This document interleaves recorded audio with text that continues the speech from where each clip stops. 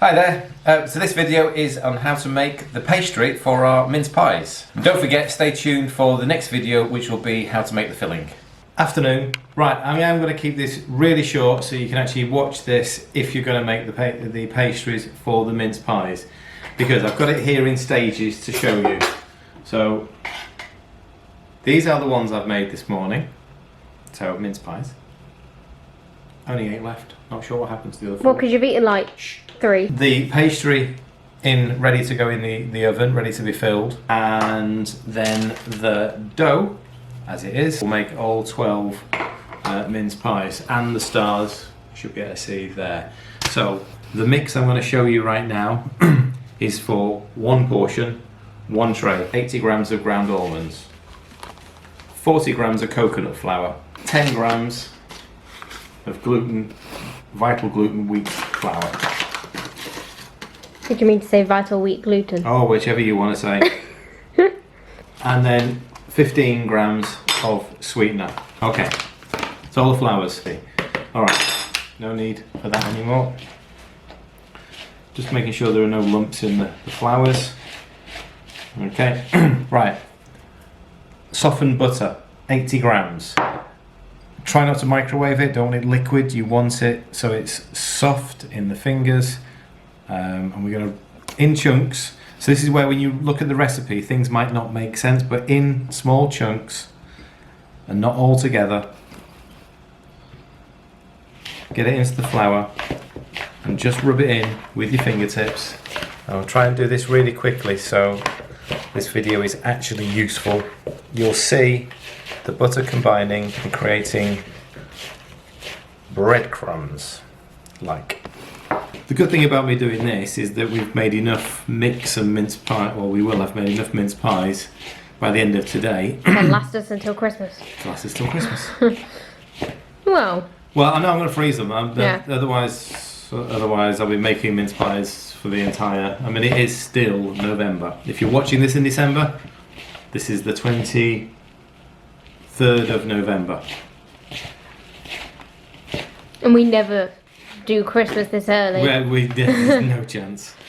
Absolutely no chance. Right. So you can see it's coming together. So last little bit of butter.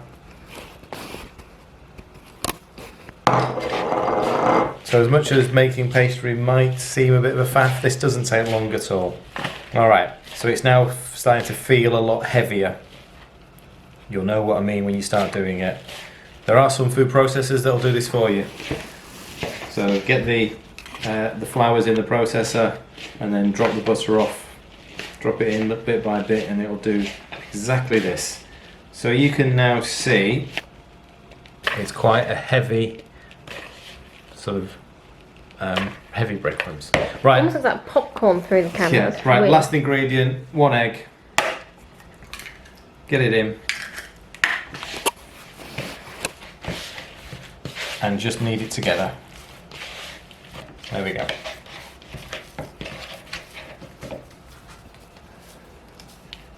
You're done.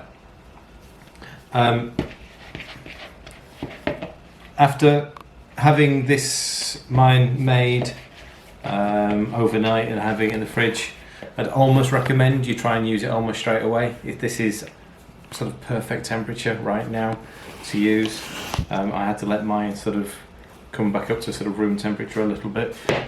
Just very briefly, when you're going to roll it, use 2 sheets, break it into little pieces.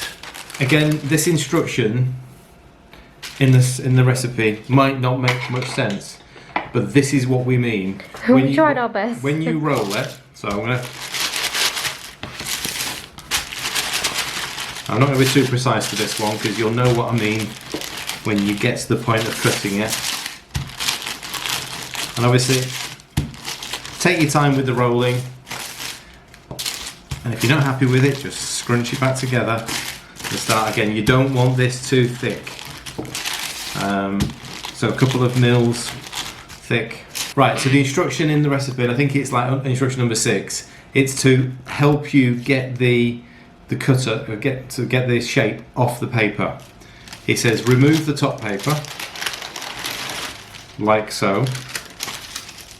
Flick it over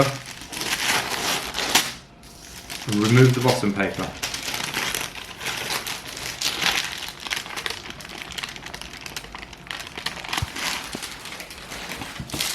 Now cut it. If you try and cut it without removing the paper from either side, it won't come off. It'll be stuck to the paper. That's the first one. It's a that's perfect one, stuck to it. Yeah. It's proving our point. Yeah. So if you try and cut it, and you can sort of see these are probably a fraction. No, actually it's not bad thickness. I've done that quite quickly.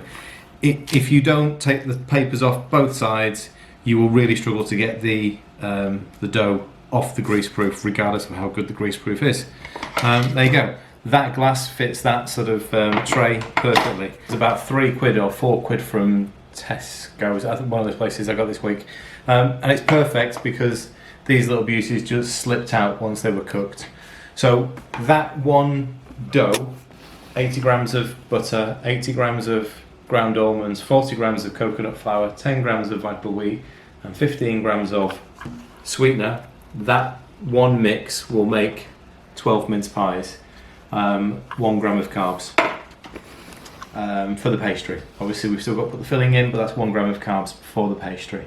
And that's it. And they take 20 minutes to cook, sort of 160, 170, 20 minutes to cook, done. So the only thing to then think about is, are you making your own mix, or are you going to use a shop bought one? So even if you're going to use a shop bought one, you've made it a lot less carby and taken out a lot of sugar. If you're going to make your own, then I'm coming up with a recipe that we made last night. Not quite there yet. Still, it's nice, but it's not quite there yet.